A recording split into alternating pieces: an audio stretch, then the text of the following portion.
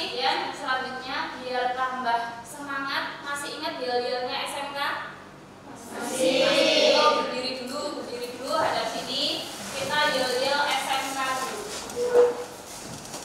SMK bisa. SMK Hebat. SMK Bisa hebat. Siap kerja. Santun. Mandiri. Kreatif. SMK Negeri 1 Karanganyar Luar biasa. Berkarakter. Berprestasi. Berjiwa wirausaha. Berwawasan lingkungan. Oke, siap ya menerima pembelajaran hari ini ya? Siap. Oke, hari ini siapa yang tidak masuk? Jadian. Yanu Trimo kenapa? Banyak bocor. Oh, banyak bocor. Di mana tadi ya bocornya ya? Kita kapan? Masih tahu kamu? Iya. Oke. Semoga segera terselesaikan masalahnya ya. Oke. Hari ini saya akan menyampaikan materi tentang wawasan kebinekaan global, yaitu tentang beda-beda tapi tetap sama seperti semboyan kita ya. Bineka Tunggal Ika.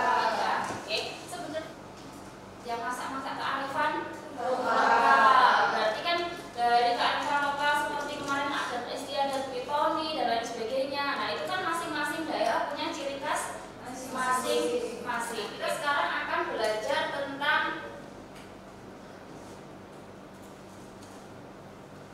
ini ada materinya mulai dari diri, kemudian ada aktivitas, kemudian ada refleksi, kemudian ada konsepnya, juga ada aplikasi yang terakhir. Nah, topik yang saya akan bawakan itu adalah topik yang pertama, yaitu dunia penuh warna atau dunia yang berwarna. Berwarna nggak di dunianya?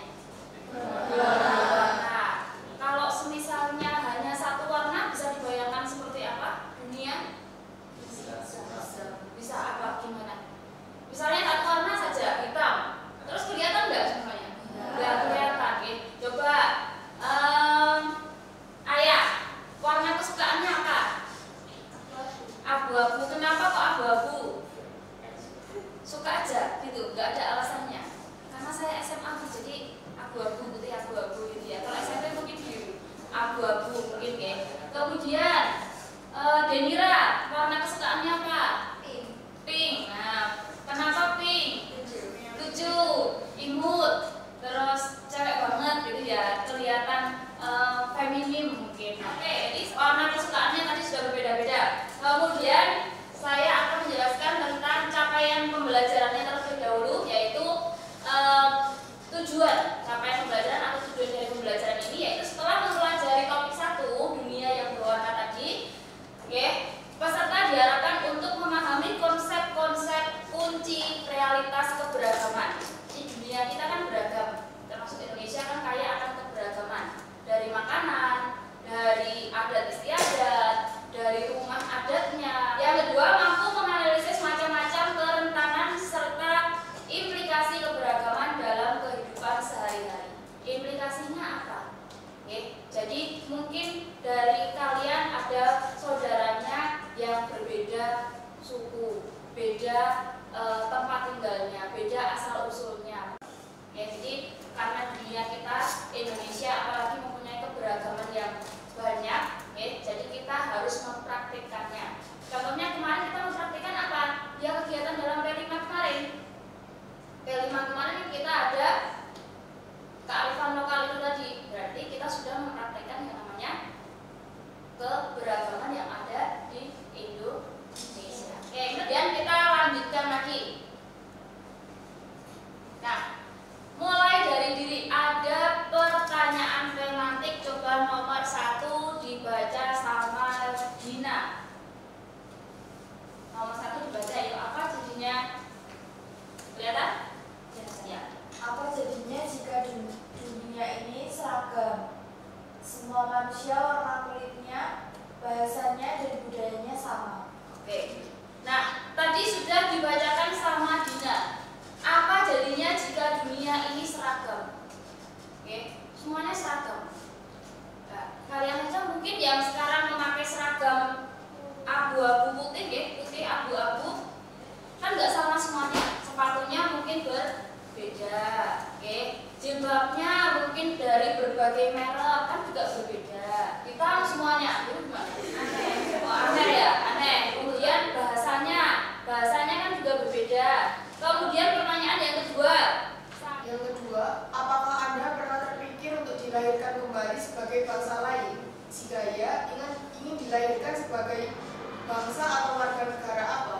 Oke, apakah Anda pernah terpikirkan untuk dilahirkan kembali sebagai bangsa apa? Coba Siva, kalau kamu dilahirkan kembali, tidak jadi Siva yang sekarang, maunya dilahirkan di bangsa apa?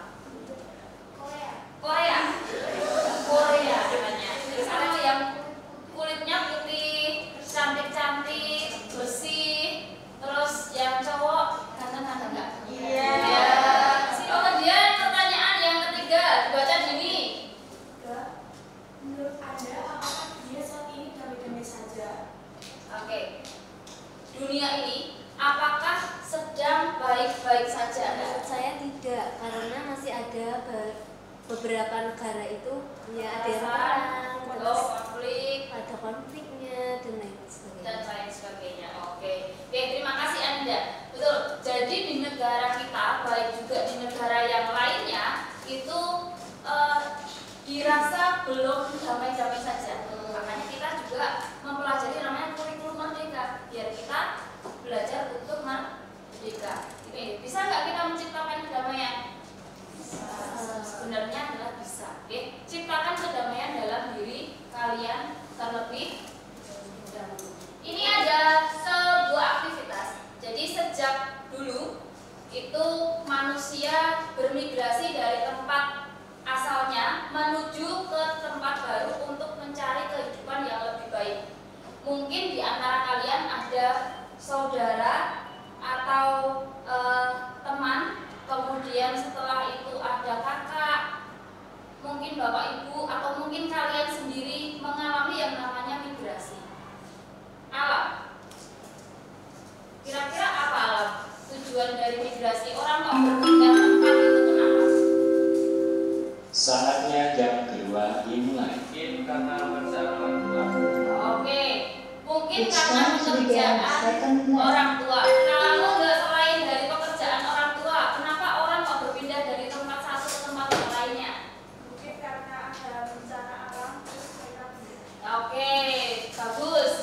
Kalau tadi yang disampaikan sama Alam bahwa pekerjaan orang tua mungkin karena di sini sudah tidak ada lapangan pekerjaan, kemudian dia mengharuskan berbondong-bondong, misalnya kan banyak yang ke ibu kota ya. Kemudian selama berabad-abad manusia itu dari berbagai ras dan bangsa hidup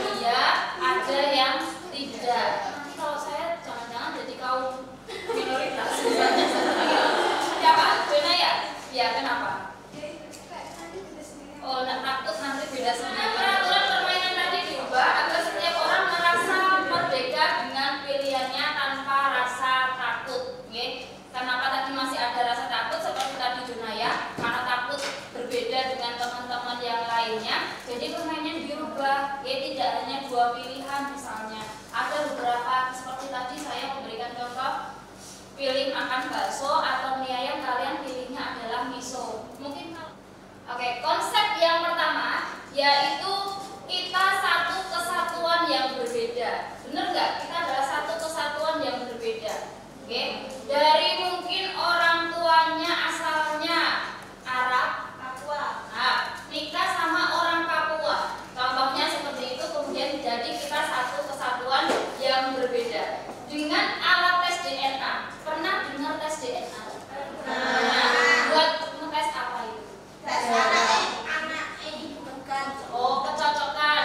Nah, video di bawah ini akan menyadarkan kita bahwa tidak ada ras yang 100% murni. Kalian bisa lihat di depan, itu ada gambar Najwa Shihab. Kalian lihat Najwa Shihab, itu orang mana? Rasnya mana? Mana? Arab. Oke. Sekilas Arab. Karena kenapa? Kok bisa bilang Arab? Alis, hidung, ada Matanya, Bu. oh mata. Nah, identik seperti itu. Mungkin orang Jawa beda matanya seperti apa, hidungnya kebanyakan mancung ke dalam. Misalnya seperti itu. Oke. Nah, semua itu adalah gabungan dari berbagai bangsa. Pada akhirnya kita akan terhubung pada satu sumber yang sama. Ya, kita lihat dulu untuk di Najwa Shihab di video ini. Kita lihat dulu.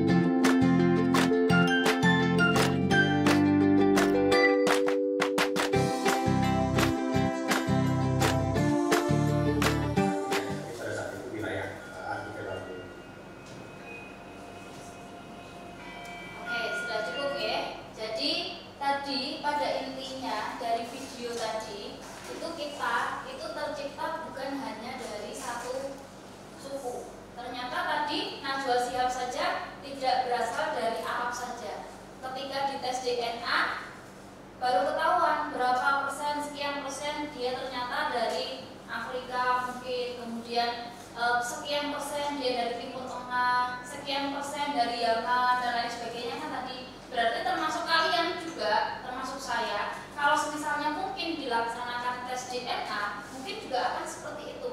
Jadi kemudian konsep yang kedua yaitu ragam manusia, ragam bangsa dan juga ragam bahasa. Di dunia ini beragam manusia, oke.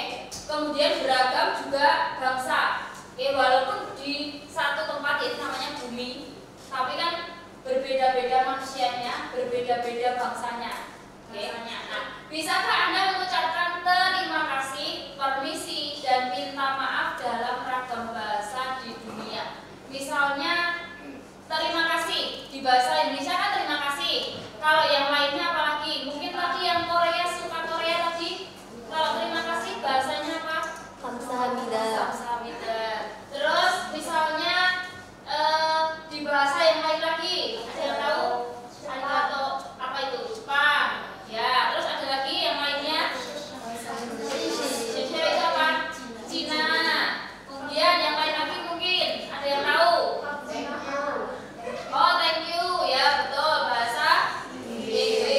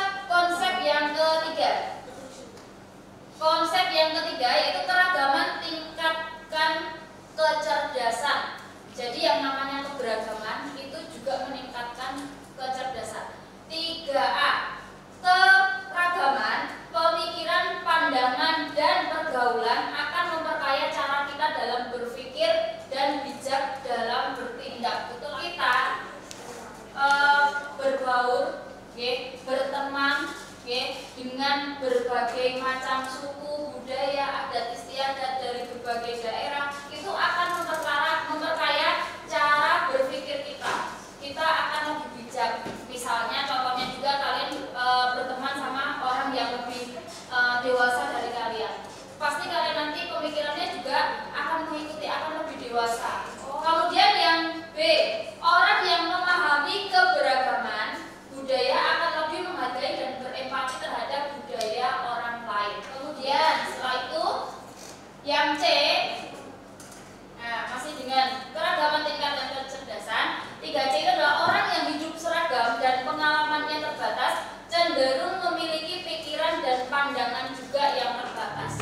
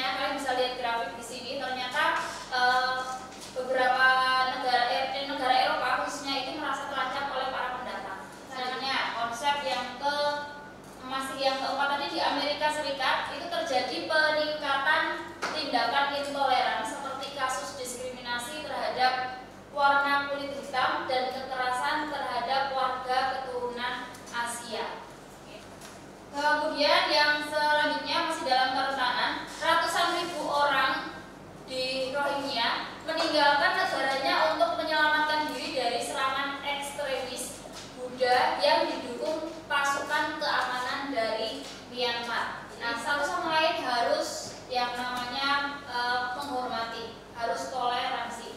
Yang kelima yaitu kunci sukses abad 21. Yang pertama ada penyelesaian masalah inovatif, kemudian eksplorasi investigatif, kemudian pemikiran yang kritis, komunikator yang kreatif, kemudian pembaca yang baik. Saya rasa kalian juga merupakan pembaca yang baik.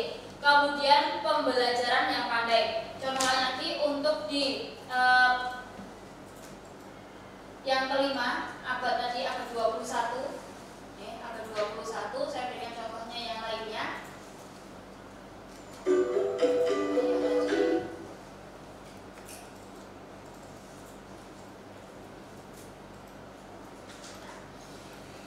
Kunci sukses di abad 21 itu ada 4C. Kreatif, bener nggak harus kreatif? Sesuai dengan kita ya. Slogannya apa? DKP kreatif. Nah, harus kreatif. Kreativitas tanpa